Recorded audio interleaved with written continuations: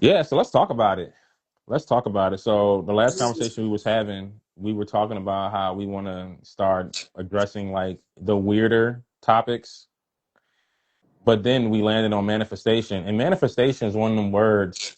I hear it all the time, and the people use it in a multitude of different ways, Mhm. Mhm. right?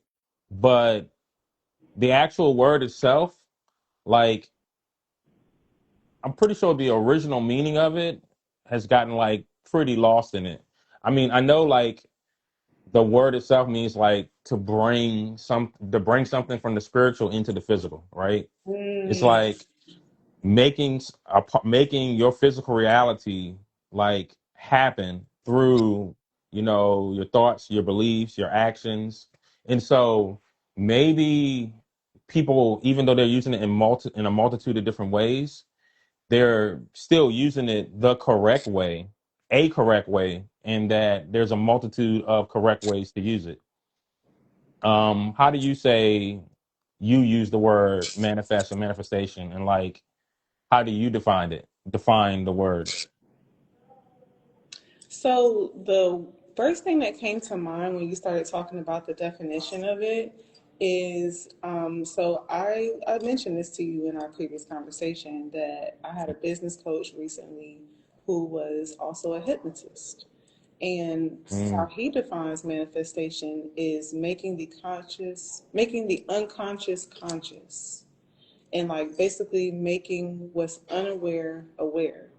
hmm. Like bringing it bringing whatever, I guess same thing, like bringing the subconscious, which I define as like the feminine, which would be dark matter or chaos energy or like the unknown, for better words, I like that word. into right, look at look.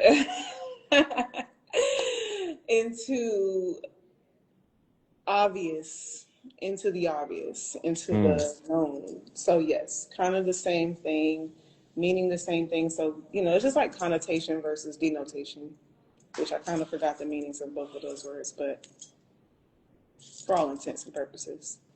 Yeah. So what you're saying is very interesting because the way he defined it, so unconscious or subconscious is a little different from having a thought and then acting on that thought, right? Which is also, manifestation. Like, so the thought is conscious, Mm. but it's funny you put it that way because even though the thought is conscious to me, you are not aware of my thoughts. So that's very interesting to define it that way. And it's like I'm having like a whole nother like train of thought because what's conscious to me is not conscious to you. So when I have that thought and then act on it, it is now becoming conscious to you because you're aware of it through a third person Mhm. perspective. Mhm. That's very deep. Yeah.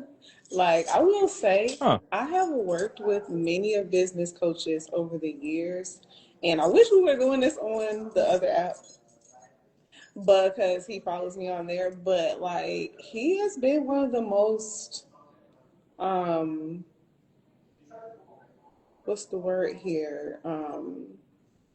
What's the word for producing results? Like a person that like What is it like effective? Like, yes, he has been one of the most efficient, effective mm-hmm. coaches that I've had in the way that he has sparked my thoughts, I guess. Mm, Yeah. I got you. I got you. That makes a lot of sense. So Mhm. yeah, so like I said, I see different people define it different ways. For me, I define it simply as um making something happen from a thought, so I mean I'm very like scientific with it as you can see. But again, my perspective when it comes to spirituality versus the physical is one that's kind of again more scientific. So when people hear the word spirituality, they hear, not to say spooky, but like supernatural, um, something that's unexplainable. We use it in terms that sound divine, divinity and things of that nature. But if you look up the word spirit, the definition is the breath, right? Mm-hmm. Mm-hmm. So when I think of spirituality and then I think of the physical, they're literally two sides of the same coin, because the physical, when you take a breath, you're seeing me take a breath, but the act itself is the spirit. So I would not be able to do this without the spirit, but without the spirit, you wouldn't be able to see it. Yes. However, I want to add to that by saying it's the same thing. The subconscious versus the conscious, the unknown versus the known, the masculine versus the feminine, because with the feminine, it is unseen. Hmm. You're more on the left side, masculine side perspective with it, but Hmm. it's describing the same thing, but just from a different angle. Hmm. You can't see the feminine more times than not. It just is Hmm. because, like you said, we can't really figure out how the breath is doing the thing. And like we know that okay, the trees give off oxygen and we give off carbon monoxide and like all this scientific jargon, but we still don't know where this breath really is coming from. So it is still kind of like unknown. Like, No, absolutely. Well, by definition, right? So let's like, so again, looking at it from the unknown known, the lens of duality, even mhm. from a scientific perspective, you cannot see the breath. You can only see me breathing. You can only see the happening. So by definition, now we dissect and say, okay, it's the diaphragm, it's the nerve system, it's the brain sending the signal. But then where do you stop? Where do you like how far back do you go in the cause and effect of the breath before you get to women? Well, I don't know how that's happening. Where is the thought coming from for the brain to fire, send that message, talk to the diaphragm into the lungs, breathing in air, right? And so, again, back to your point, we don't actually know where the breath comes from if you go back through the causes. You're going to hit a wall. And with any cause and effect chain, if you go back far enough, you're going to hit that unknown. Right, like the chicken or the egg. I mean, not to be silly and rudimentary, but like Right. for real, because like that's the first introduction to the philosophy that we get as kids. I feel like, Chicken or the egg? yeah, Yeah. What comes first, the chicken or the egg? I mean, I don't know how old I was when I first heard that metaphor.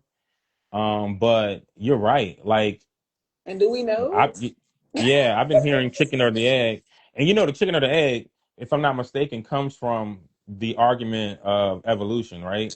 It's like what came first, the chicken or the egg? If we evolved, did we get a chicken first or egg? So yeah, so with manifestation, like that is tied into that. Like when you manifest, according to the definition of bringing the unknown into the known, where does it start? Does it start with your first initial thought? You know what I'm saying? Does it start with the action? Um, is an action required to bring, it into the physical, into reality? Because some people define it as, just thinking the thought and focusing on that thought and like, you get what I'm saying? But there's Yeah, no action involved. They just believe that if I think it, if I consider it, and if I make it like part of my very being, then it will happen.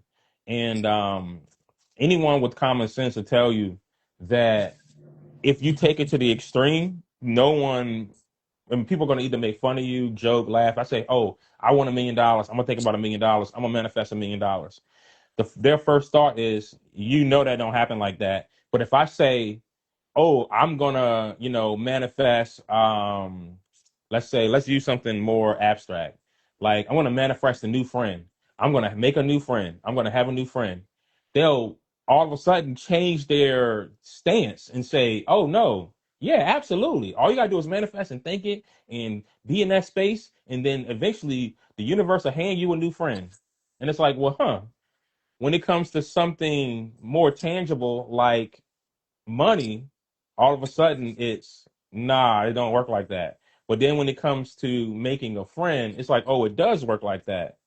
Meanwhile, I would argue that making a friend may take just as much, if not more effort, even though it may flow, it may be natural. We don't want to like go against what, what the experience is telling us. But making a friend requires you to put yourself out there, put yourself in a space to be open to friendship. You have to open up your heart a little bit. You got to be open emotionally. You got to make time for this person if they're going to come into your life, right? So that manifestation that we're talking about still requires some type of effort or action on your end, right? Hmm. And so I think that a lot of the ways that people use the word manifestation, I'm not saying it's right or wrong. What I'm saying is that at the end of the day, when you look at people's actions, their actions tell you that what they really believe is that in order to have something, you really do have to act on it. And then for the people who don't act on it, everyone else looks at them as though, why aren't you acting on it? Like you can't just sit there and wish for $1 million, you know? So like, what are your thoughts on that perspective? Whew, so you said a mouthful. Mm. Can't help myself. It's so interesting how all of this flows, right? Because today when I got up, I was on YouTube and I first saw a video about how Walt Disney or like some Disney cartoon with Donald Duck, I think, or it Hmm. was Donald Duck, how the pentagram was explained.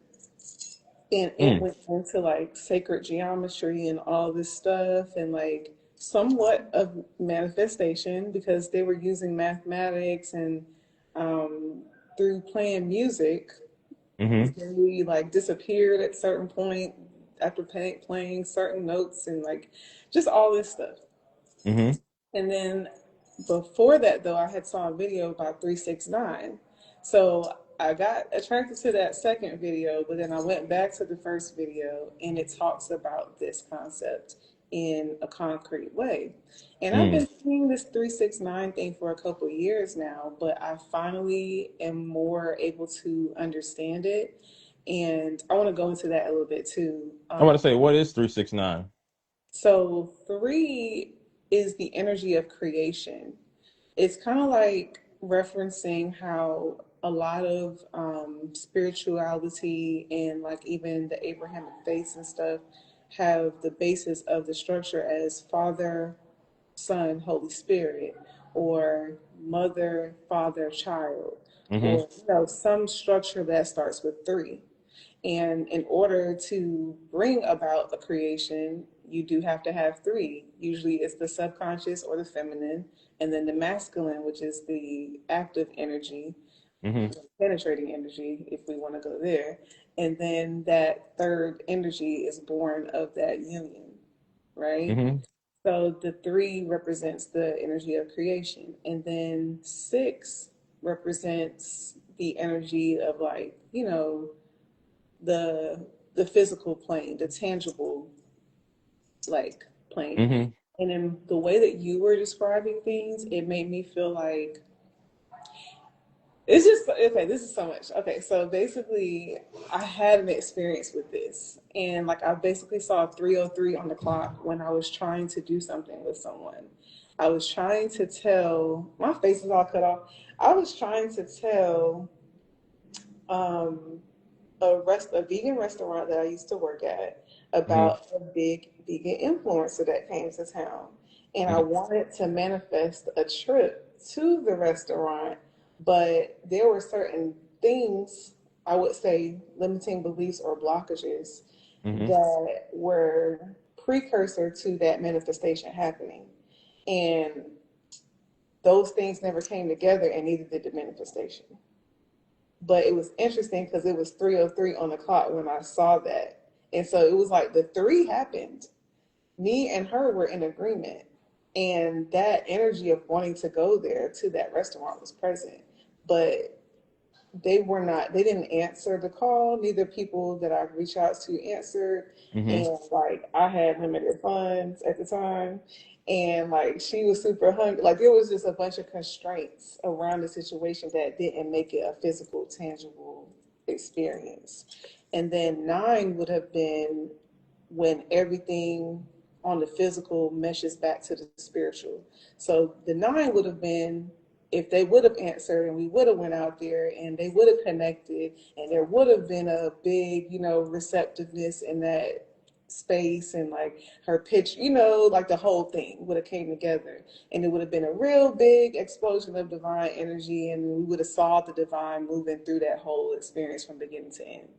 And Mm-hmm. so that's what the nine represents, which is interesting because it goes back to like life path numbers and like Yeah, I've heard nine of is those. supposed to be like the last one, like the it's supposed to be a number that essentially aligns with the creator. It's Mm-hmm. like it's the last single digit number. Right. It's So it's a finality. It's a completion, from what I thank you, understand. thank you for helping me land that. Mm-hmm. But yes, so it's like um, to your point, I did used to be one of those people where I felt like if I just focus on it, if I just focus on it, if I just focus on it, and I still am one of Mm-hmm. those people. However, there are things that you can do that are effortless in a sense Mm-hmm. that don't feel like you're doing anything, but it is you doing something. And Right. that's what brings the manifestation into physical, tangible, like experience. So Right. I no longer believe that you can just think. Like you have to start embodying. And Mm-hmm. that's how what we were talking about bringing it down from the 5D to the Mm-hmm. 3D, like that's where that all comes in. Right. Hmm. So that's a very interesting concept. 369. I don't know why I first heard it, I was like, what, Yin Yang twins? Little John? Isn't that crazy though? Well, we know.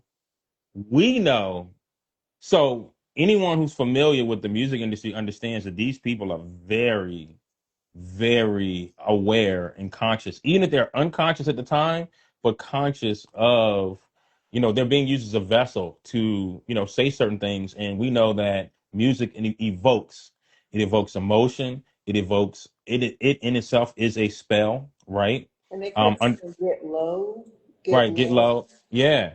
But on the flip side, just looking at the science of it, 1, 2, 3, 3, 6, 9, one and then another one makes two, and then another one makes three. So with 3, 6, 9, it's three, and then another three makes six, and another three makes nine. And so there's a creative flow there, right? But the creative flow from what I'm, envisioning is that it involves self, other, and then that combination of self and other, right? So when you think of the Trinity, right? When you think of the Holy Trinity, when you think of Madonna and child, where, mother, child, that Father, like, mother, child. yeah, see, father, mother, child is creative energy because father, mother comes together to create. Out of that creation comes child. Um, Same thing with, manifestation. When you want to get into the nitty gritty of what's happening, in its totality, unconscious or subconscious, the thought, conscious, the physical, and then the action, which is the connector, the middle ground, right? Self, other, and then the middle, and then the, the what connects self and other. And so with manifestation, it's funny how they worded it in 369 because that in and of itself is kind of what's happening, right? Like the first initiation, three, like you're saying, it starts with the thought, it starts with what you want to happen, and then in the middle is how do I get to that action? Then next, as I'm doing it, the second creative energy comes around where the other is now doing that in reverse to me. And then when other is doing that in reverse to me, then we meet at the very end where now we're both in sync, in which your case you would have experienced that, being at that restaurant, right? So now self and other are both in agreement to manifest. this situation. So that points out a whole nother aspect of manifestation because it's not just all on you, right? Mm-mm. It's. I think the nine would more so represent the divine, though, and then maybe the. I think the three is self-contained. What do you think? Like it's the feminine and masculine. It's the thinking it, which would be like the thought being like came through, and then taking the action on it, which would be the like masculine part of that to create the desire. Well, that's what I took from it. I took that Oh, three okay. starts with you Mm-hmm. manifesting, six starts with other manifesting on this end because you're manifesting. Nine is both of you That's manifesting three and together, and three. now it's happening I'm with you. Three and three. because that's how I kind of took it. Because when you're manifesting and others not manifesting with you, there's a separation in what you describe. Mm-hmm. And so because of that separation, now it goes back to you understanding why there's a separation if you recognize it in the moment, and then back Mm-hmm. to that non-action that you're speaking of, going with the flow of it, saying okay, because I'm not going to force it, right? So we know what forcing does, and the consequences that come from trying to make something happen. Of course you can at least make the attempt, right? But when you go with the flow of things and go, okay, I want to do this, I'm going to take this action, and then the what happens as a result doesn't flow in that direction, I can either try to fight against it, or I can say, okay, if it's not flowing in that direction, what direction is it flowing in? Or it's flowing in this direction. And sometimes you end up with a manifestation, if you will, that's in some ways better than what you imagine if you go with Yes. the flow, Yes. right? And so Law of allowing, if you will. the law, you said, what did you call it? The law of allowing. The law of allowing. I've heard people say that I've heard people say that we don't what like allowing is really just us not resisting what's already come to, you know what I'm saying? Hmm. So that's the whole issue with that. Hold on, wait. Let me meditate on that. Let me ponder that. The law of say that again. The law of What's that? allowing is not allowing. Is what? Say it again. So when you're allowing something Mm. to come to you, what's really happening is that it wants to come to you, but you're blocking it. Mm. Hmm. Hmm. You get what I'm Hmm. saying? And that's what some people say manifestation really is. These things that you want are already coming towards you, but you're the one that's not ready to receive it because some people are trying to use like attraction, like, "Ooh, I want that $1 million. I got to figure out a way to get it to me." When that energy is already there for you to receive it, but you're the one going and got these blockers up. But it's true. Did I share with you the example about the? You know what? This person followed me, so I'm not about to say that Right. Well, this because is it's a too public forum, obvious. and it But will be. she No, said, go ahead. I've learned that in an example recently. Put it that way, Hmm. through observing someone else block their flow, it's Hmm. showing me that, oh wow, there's times when the universe probably wants to give me something too, but I'm blocking it, not even realizing that I'm not blocking it. But in that moment, the lesson was stillness. Because if the person that I was observing, had they chosen to be more still, then everything that they were seeking would have come to them. Hmm. Hmm. And that's still the lesson. I'm feeling that. Yeah. You Mm-hmm. know, what you're describing too is resistance, right? More than just blockers. Mm-hmm. Because being still, in and of itself kind of just means, even though I'm not, even though I'm not going towards it, I'm also not stopping it from coming to me, right? So Mhm. that's the stillness. You Mhm. know, when you're meditating, for instance, right? You know, there's different ways to meditate, but when you're Mhm. being still and you're meditating, sometimes you can meditate by just allowing whatever thoughts pop up to just flow through you. And when I had it explained to me like that years ago and I tried it, it made more sense because anytime I heard the word meditate, being still, I took it as stopping the thoughts, blocking them. Right. I tried to explain that to someone too because I did come upon that understanding as well.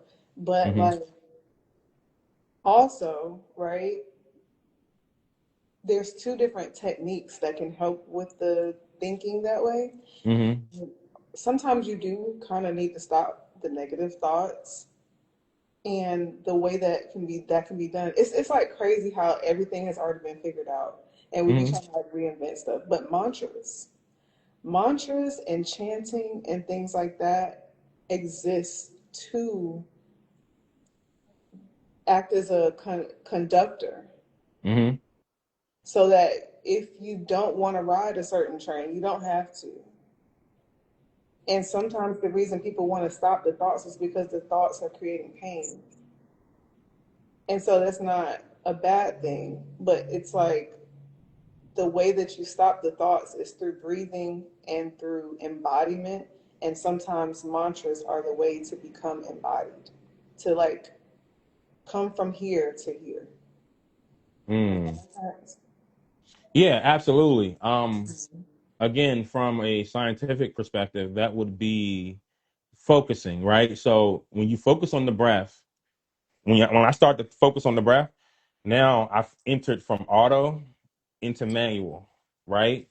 And when you're in manual, you have to now do the breathing yourself until you forget about it, and then it's back on auto. So Yes, finding what a I'm rhythm basically of like this so when you're better doing the of chanting, this. you're now in manual instead of auto. So now by chanting, you're chanting kind of from the physical into the spiritual, into the mental, these thoughts. So you're saying it over and over again, that's the takeaway I'm getting from it. And when you're doing that, you're creating a temporary space in which those thoughts, positive or negative, can't penetrate it.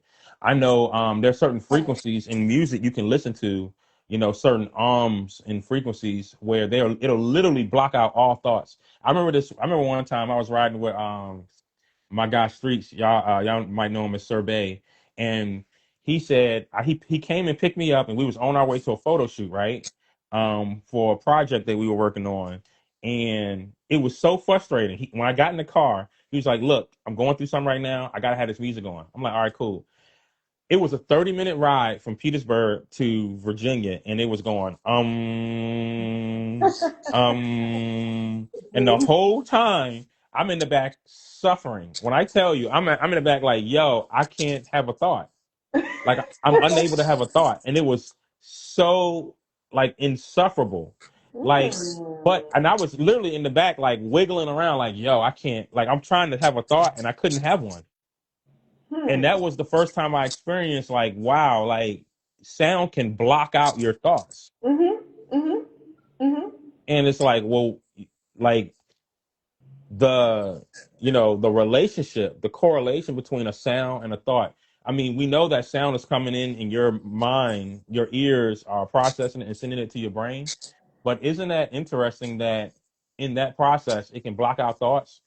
But we also know too that in the physical, thoughts are like firings in your brain, and sound is an actual energy in motion coming towards you.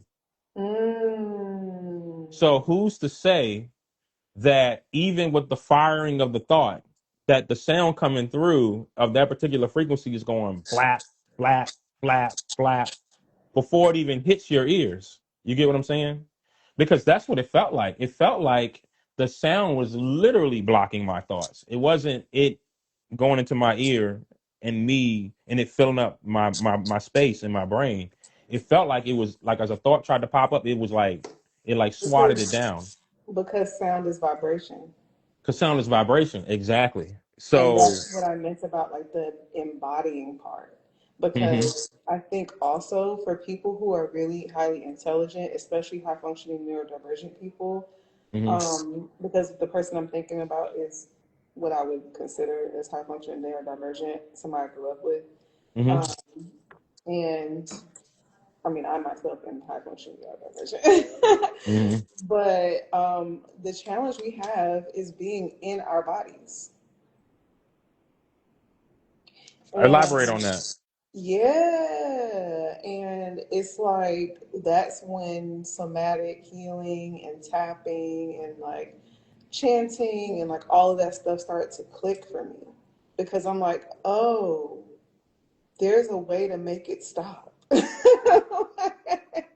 Because the thoughts are always coming, it feels like. And Right. that's a whole other thing.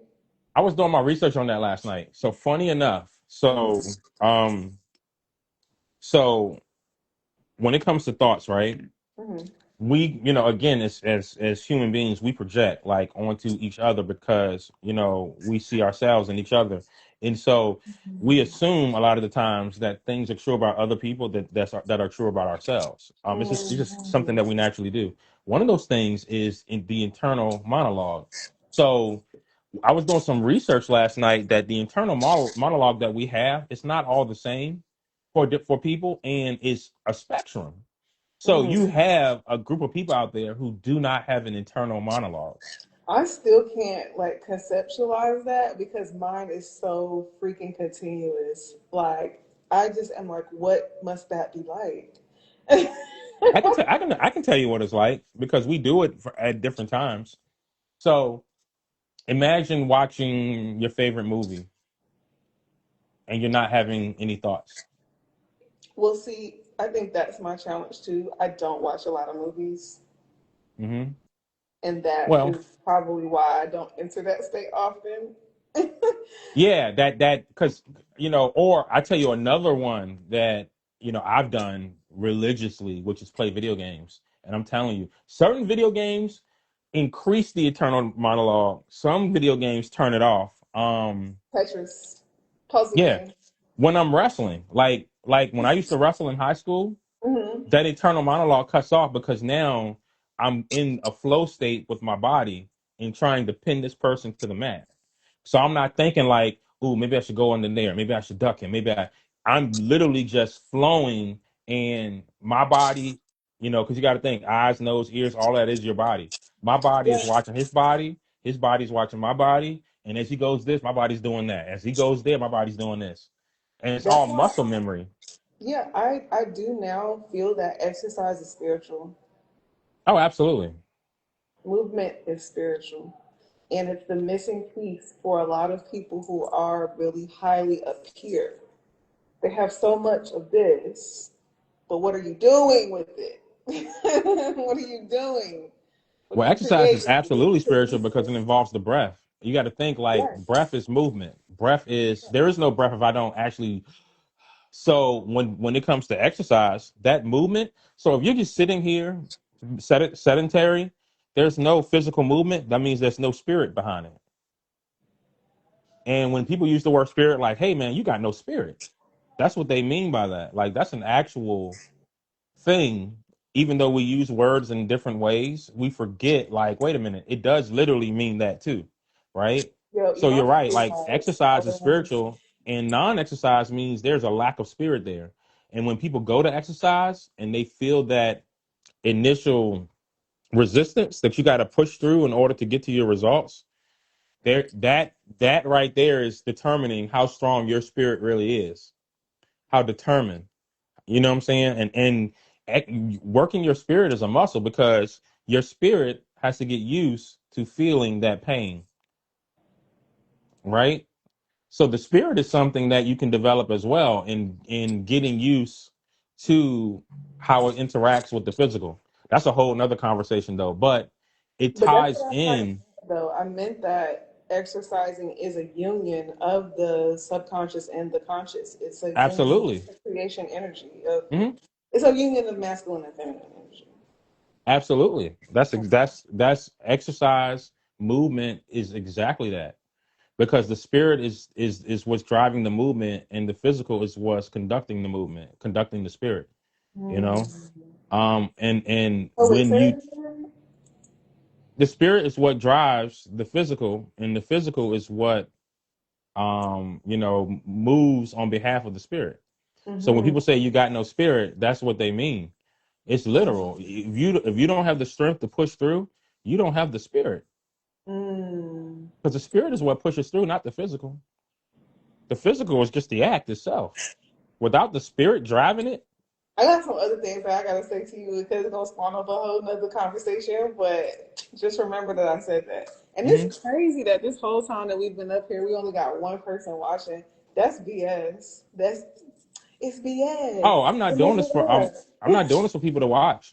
I mean, I know, but I'm just thinking about like we having some 19 keys level type conversation right now. Like, you Oh, know. when just for clarity, when I post this to my YouTube, it's gonna get 1,000 views, and when I share this with people, thousands of people are gonna see it. Oh, maybe I shouldn't have said nothing because now that makes me feel a little nervous. Nah, it's cool. Like, I will share the whole live so people can check it out, but I'm Hmm. gonna download and edit clips of it so that people can get like the meat of it. Because people don't have time to watch a whole hour, especially. That's a fact. And I mean, even with celebrities, like I'm a huge fan of Joe Rogan. Right now, I'm really into Diary of a CEO, but I mean, people don't have a whole lot of time to listen to a 3 hour podcast. However, people, on a train ride to work, on a plane, and taking an Uber, whatever, or just they're driving themselves and they just cut it on, like listening to an audiobook, right? Like they have time then to listen to a whole hour of conversation. But yeah, like if I and that's the beautiful thing about today versus 10 years ago. When you go live 10 years ago, that's it. Now it's a whole thing because we have reels, we have shorts, we have stories that you can chop the clip up and post it and get those 15 to 30-second clips, and then people get the meat of the conversation. And then, every now and then you might get one or two people to go, "Hey, that was really good. Let me go and watch the whole thing." And Yeah, so, I'm not gonna lie. I am like, we both have Gemini energy, so I'm definitely a soundbite girly. Like, oh yeah, absolutely. huh? Oops. See, there I go again. There I go, and then ignore me. I gotta get a tripod stand. This thing is leaning against a box. I'm gonna tell you something. I have my phone inside the handle of my bag on the charger, so the You're tension from the charger is holding it in right. on. But yeah, That's why so my head is cut off because I'm like, I don't want to move it an inch because if I do, the whole thing will collapse. yeah, no. And that's me bumping the table that's in front of me, and then the phone just going. But yeah, so no, I'm not doing this. I'm not doing this for people to get on the live and interact with me, at least not yet. Oh, In the it actually future, worked sure. out because then we don't have to answer random questions that detract from the point, and like we can just flow and talk. So it's kind of fun. Well, I'm gonna be honest. I'm when it comes to the conversations with people that I'm gonna have, starting with you, you're the first one, right, in this series, which I haven't named yet. I might call it the always unknown or something like that, Tao or something. But the thing about it is that when we're having these conversations, I'm not responding to the comments. That will be a literal waste of time because we are here to have a conversation and deliver information, right? And then stream of consciousness. If I was going live by myself, then I would interact with the comments. So you're teaching me right now because I Yeah, don't really go live, just like you said at the beginning. But in this particular season, it has been 3 weeks going on 4 weeks now of me mm, posting content every single day, whether it's one that's piece of dope. content or it's four or it's five or whatever. I have made myself. It was fueled by a little anger. Hmm. I can imagine that because the conversations we had, and you were talking about how people were interacting with you online. Yeah, Hmm. you were like, nah, like this is very frustrating. But again, manifestation, right? if we're manifesting something positive, can we manifest things negatively? And then too, it's all manifestation because it's coming from how we define it as unconscious to conscious. Are we unconsciously manifesting something that we don't prefer? Okay, I'll take it a step further. With Okay. Alan Watts, he talks about how having being when things are positive, that's negative, and when things are negative, that's positive. You've heard that before? I've never heard that before, but I've had thoughts in that nature because the thing about it is when things are going positively, I was just talking to another friend about how when things are going positively, I don't have the best thoughts because I start, you have more options, right? When you have more resources and you start having ideas like, "Ooh, I should do that now. I should do this." And you kind of get away from the thing that originally was working for you Mm. Or I mean, it could and be vice versa. like I mean, yeah, because I experienced that. Like before my last job, I had all this drive towards entrepreneurship and like Hmm. doing this and that financially, and I was going to do this and do that, and I got that money, and I started getting comfortable. See how something we deem as positive didn't actually benefit you because then now we're talking about discipline, right? Because do you Mm. have the discipline when you get that resource to say, this is nice that I have this resource, but my original plan was ABC. Now I I'm do. skipping over to DEF, Hmm. but I ain't even do ABC. Hmm. So DEF is now untested. I did ABC and it's working, I should continue to do ABC. An example could be like, when it comes to your business or whatever, and you're doing sales, and the way you're selling, for example, is I'm going door to door in my neighborhood to knock on doors, right? So then this money comes in from these sales from me knocking on doors. So I get the bright idea to go, well, I never really wanted to knock on doors. Let me take this money to run ads. So you stop knocking on doors, then you start running ads with the money that you just made. The ads don't generate any new leads or very few. You run out of money and then you stop knocking on doors. So you slow down your momentum. Imagine if you would have taken that money. Let's say you were spending, $20 a day on ads. Let's say you say instead of $20 a day, I'm gonna do $10 a day, and then I'm gonna go still knock on doors. Yeah, that middle step is the step that might be the six in the 369. And it's a step that I've skipped many times in my manifestations. What? You're like, duh, that's why we're talking about it, because I'm here, I've been there. Like literally, I have countless examples of, you know, with my own business, with my own creativity of doing something working, abundance is coming in. Because remember, abundance is not just money; it's attention, Mm-hmm. it's support, Mm-hmm. um, it's all types of ways that resources flow your way, right? Mm-hmm. And when those resources start flowing your way, you're like, "Ooh, now I have the resources. I don't have to do that thing anymore. I can Mm. now do this." But I've skipped ahead. What I've learned, I'm saying I'm going to be 40 next week.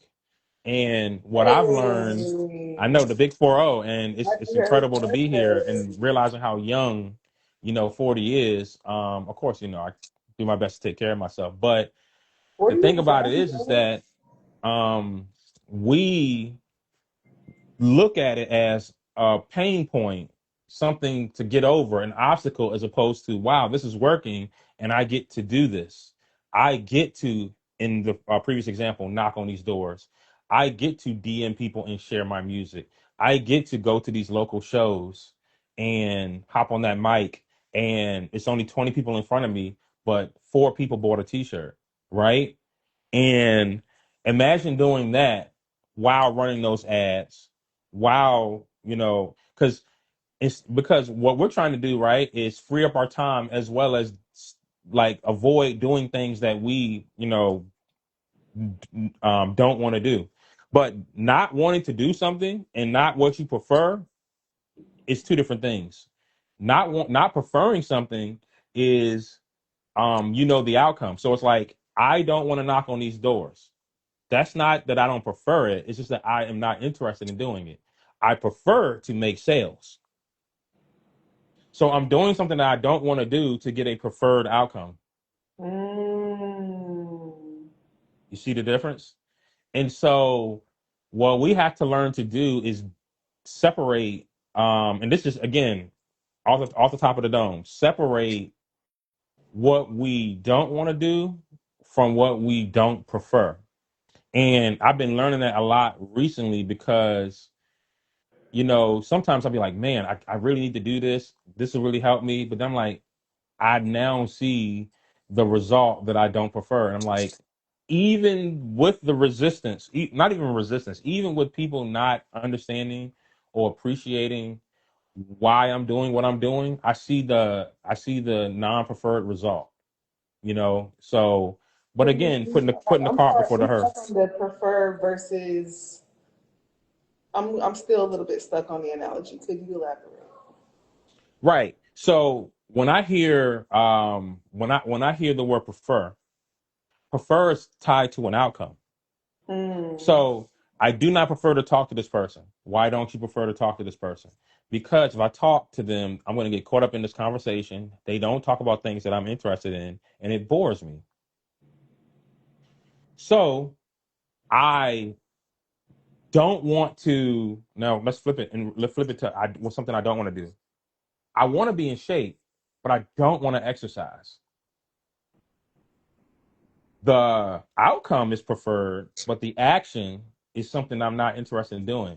I would love to talk to this person, but I know that it's going to turn into a conversation that I don't want to have when that's not what I'm interested in talking about. Preferred refers to the outcome and not the action. Not something you don't want to do refers to the action and not the outcome. That's the difference. That's the way I'm defining preferred versus um not interested or not wanting Oh, to do it. okay. Preferred versus not interested hit different. I like that one. Right. That was easy to digest. Yeah, that's what I meant. Uh-huh. So one is tied to an outcome and one is tied to the action itself. Okay, I want because the outcome, but I don't want to do the action. Or I do want to do the action, but I don't want the outcome. like for me, for instance, like I built a very large platform and social identity around being a chef, Hmm. and I am no longer interested in being a chef. Right. But what I would like to do is translate the wisdom that I gained from being a chef into something that people can have for themselves. I do prefer that outcome. And see, that's funny you say that, right? Let me ask you this question then. Was that always the outcome you preferred?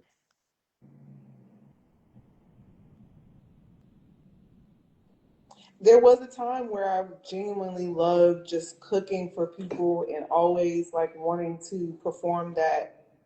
Yeah, I wanted to create in that way. There was a time, but that time has passed. And it's not that I don't want to cook for people, I want to do it on my terms. So, just in the same way as the door to door thing, like if what got me in the door was doing door to door, aka in my situation cooking, but then I got to a place where I scaled up and I no longer had to do that task and I could delegate it, Hmm. that's where I would prefer to be. That's very interesting that you point that out because that is truly two different two different outcomes. On one outcome, for all intents and purposes, cooking for people brings joy when you serve them and then they eat the food. The other one is imparting wisdom, which is teaching, which is sharing knowledge. Hmm. That's two Hmm. different outcomes. One outcome involves exchange of happiness, joy, emotion. The other one is an exchange of knowledge, wisdom, and understanding But I'm willing to do both in a setting on my terms. on your terms. Absolutely, but the terms are under the predication, if you will, of cooking. you have other methods you would use to share your knowledge and Right. wisdom. But when Mm-hmm. it comes to cooking, you will also cook if it's under that particular term that allows you to also impart wisdom and knowledge based on terms that you set. Mm-hmm. It's Yeah, now that's under a different entry. I love it. Yeah, it's a different access code now. It's literally what I'm doing right now with this book, with going live. It's the messaging. I realize that the messaging is what I cared about the most. That's the Mm-hmm. reason why I made the music that I made. That's the reason why, Grind Pray did and is currently doing, why I'm wearing it even right now, because it's the messaging, it's the imparting of the knowledge, the wisdom, the understanding that I cared about the most. And But you that wouldn't have gotten there, do you think? hmm, Do you think you'd have gotten there without going through the other stuff though? that's now we're back to the chicken and the egg. I don't know. Because there could have been another timeline where I went through a whole nother series of, events, lessons, and then arrived at this particular lesson, right? Because this is just one of infinite lessons that you can learn, which is figuring out, what you prefer, what you don't prefer, and then being more aware of it, right? And Mm. then two, which circles back around to what we're talking about, in relation to what you prefer, is what I like to call um what you care about. Because if you Mm-hmm. don't care about it, Mm-hmm. you will have a very difficult time finding the motivation. And Yes. motivation is tied directly into motivation. You're not going to act or not act in whatever particular way in relationship to what you're trying to manifest, right? Yeah. And so we convince ourselves sometimes that we care about certain things, but really what we care about is the outcome and not the thing itself. And that gets misconstrued. And when you detach from that outcome, you begin to see what you actually care about. Because let's say the outcome is I want to be famous, right? I That's knew always you a were good one. going to that. It's like, Yeah. But, and again, we talked about this before, but if you want to be famous, there's a multitude of ways to become famous. mm-hmm, We can mm-hmm, start Xing them off the list. Like, okay, I have morals and values, so I can't do certain things. I have certain skill sets, so I can and can't do certain things. mm-hmm, I know certain people, so I can or cannot do certain things. mm-hmm. So we got to figure out, which way we want to go about in order to achieve that outcome of fame. But what we oftentimes forget is who we are, getting to know ourselves and realize what we actually care about. Because we, like, again, it's easy to misconstrue. Oh yeah, I love in your situation cooking, or I love making music. But do you care about it enough to make it a business, right? The And if you impact. do, what about it do you care about in order to do those things which you may not want to do, or even have the thought process to put together a plan that works for you based on your motivations, right? Mm-hmm, mm-hmm. People who excel to the top, honestly, I mean, honest to God, a lot of them, hindsight is 2020. They are looking back and realizing like their motivations, what they cared about, their actions, what they wanted to manifest, all happened to be in alignment.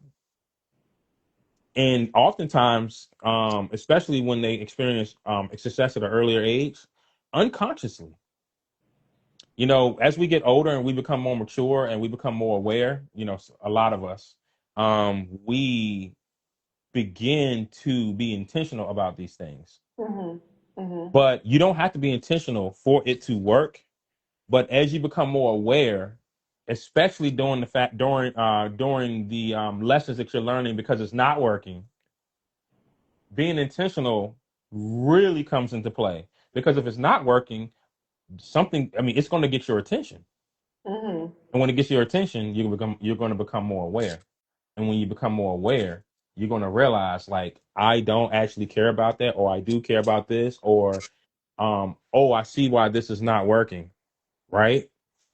And I feel like the manifestation process involves you getting to know yourself in order to manifest what you, again, what you prefer, especially if it's not in alignment.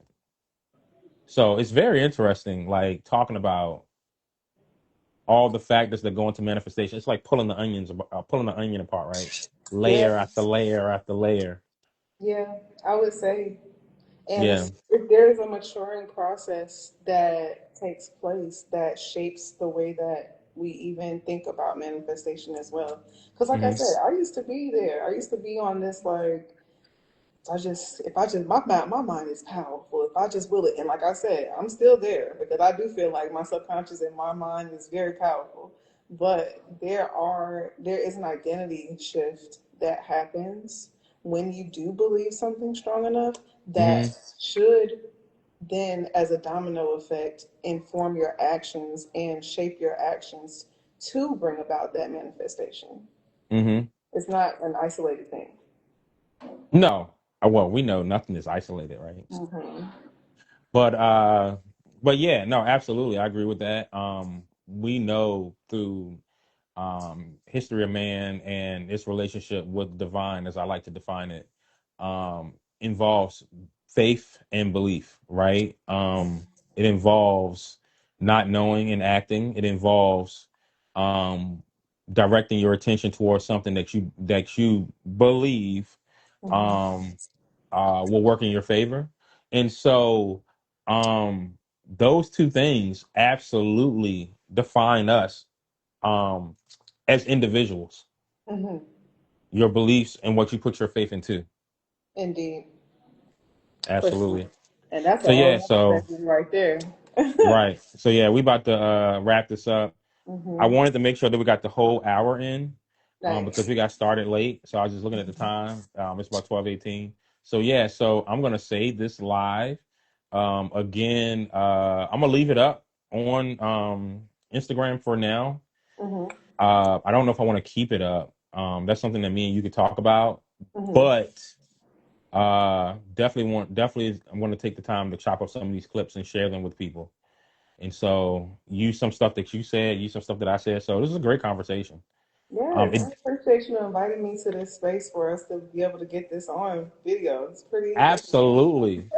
And it's crazy. Like one thing I've learned about being in this, this new space I'm in of writing a book and then, having these conversations, I've been dreaming of doing this for years. And one of the things that I don't doubt myself on is stream of consciousness when it comes to conversation as well as being on stage in front of people. That's the part I'm not worried about. And I just beyond belief, I just know myself well enough to know that these conversations will go well. You call it ego, call it, I mean, um, there's a healthy level of ego. People be in the confidence. spiritual community talking about kill the ego, and I'll be like, I don't know. Because Well, ego, without the ego, you will get flexed on. first of all, number one, you're right. Mm. And I'm going to tell you why you're right. You're right because people misunderstand what ego is. Hmm. Ego is the Latin word for I. It's the identity. It's the self. Beyond, well, actually, yes, it is the identity, it is the self. But let's like, don't want to delve too much into it, but let's go biblically. In the Bible, God in the Old Testament refers to itself as I am, self awareness. So when they say Mm-hmm. kill the ego, I can tell you just from my own perspective that they don't even know what that means because all the different religions talk about killing the ego. What it's talking about, though, is killing the illusion that the ego reinforces because it thinks it's separate from everything else. Mm. But the ego is still always there as self awareness, as an I am. Mm-hmm. And they're like, you got to kill that. and there's different philosophies and religions that teach that. And it's Mhm. like, nah, that self-awareness is not what you're trying to get rid of. You're just trying to get rid of the illusion that the self-awareness that comes with the self-awareness, which is I am separate from everything else. Right. It's So about being able to be in relationship to self and others without like being out of balance with either one, which is what the Libra and Aries axis is all about, actually. absolutely, But that's a absolutely. whole nother segue. We should do more of these. We should definitely do more of these. Oh no, this is ongoing. So I have other lives that I've scheduled with other people, but Mm-hmm. this is something that we could totally do, after a month or two, hop back Mm-hmm. on again. It could be something that we do even more often than that in a less uh what's the word I'm looking for? Less scheduled way. Like if I'm already on live and you just happen to be on Okay. and you're like, hey, let me hop on for 10 minutes to talk a little bit and then hop off. But absolutely. Like if you ever like watch Joe Rogan, I love how Joe Rogan started. Yes, he already had a platform because of Fear Factor, et cetera, et cetera. See, I found out late. MMA fighting and all that. But he started off his podcast with just his friends, Mm. and he had them on every other day, having these conversations about conspiracy theories. It started with the moon landing, flat Earth. Eddie, he's always talking about flat Earth and all that stuff. And then it blew up from the conspiracy theories that he was having with him and his three friends, four of Mm. them. And then as that blew up and he was inviting people on to have these conversations, it attracted celebrities. It attracted, people in spaces that are experts to voice their perspective on those same conspiracy theories and state the facts, et cetera, right? And so, yeah, like I look at it as me having these conversations with my friends. And again, the outcome isn't specifically to have a major podcast platform or anything like that. My outcome in this season, in this present moment, is just to generate information in the form of clips so that I can share this information with people. And some of the information is just not going to get shared unless I do it this way because it's too much of a thought process of being in my head to make videos about myself, start to finish. It's beyond the work. Those thoughts don't manifest and generate in that way without me having a conversation with someone else. And it's our reciprocal energy.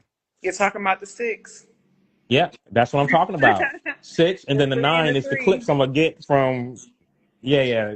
I Yeah. love it because we can use it to share our own perspective of it, right? Like somebody else may have a different perspective, but On that's the what these East Coast. conversations are about. It's this Yeah. present moment that's important to me and not this magical outcome that people get attached to.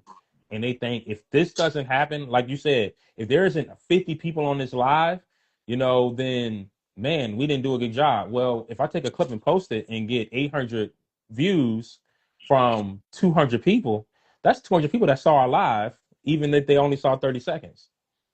Yeah. Touche.